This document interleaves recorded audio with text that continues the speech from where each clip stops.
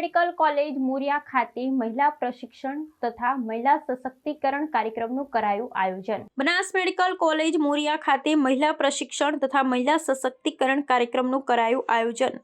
રાષ્ટ્રીય મહિલા આયોગના ચેરમેન શ્રીમતી વિજયા રાહટકર, વિધાનસભાના અધ્યક્ષ શ્રી શંકરભાઈ ચૌધરી અને રાજસ્થાનના પશુપાલન મંત્રી શ્રી જોરારામ કુંપાવતની વિશેષ ઉપસ્થિતિમાં આજરોજ બનાસ મેડિકલ કોલેજ મુરિયા ખાતે પશુપાલક મહિલાઓ માટે મહિલા પ્રશિક્ષણ તથા મહિલા સશક્તિકરણ કાર્યક્રમનું આયોજન કરાયું હતું।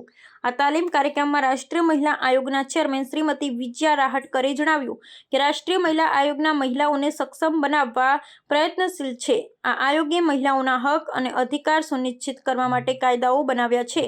મહિલાઓને શિક્ષિત કરવા માટે સતત વિવિધ કાર્યક્રમો આયોજિત થઈ રહ્યા છે। ગુજરાત આજે દેશ માટે રોલ મોડલ છે। બનાસકાંઠાની મહિલાઓ આજે દૂધ ક્રાંતિ થકી સમાજમાં સન્માન મેળવ્યું છે, જે બદલ તેમણે અધ્યક્ષ શ્રી શંકરભાઈ ચૌધરી તથા બનાસ ડેરીનો આભાર વ્યક્ત કર્યો હતો। તેમણે કહ્યું, મહિલા આયોગ ડેરી ઉદ્યોગ સાથે મહિલાઓના પ્રશિક્ષણ માટે કાર્ય કરી રહ્યું છે।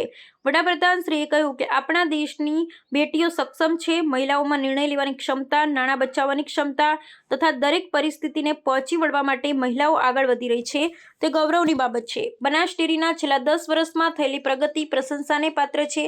બનાસ ડેરી ન માત્ર દેશ માટે પરંતુ વિશ્વના અનેક દેશો માટે રોલ મોડલ બની છે।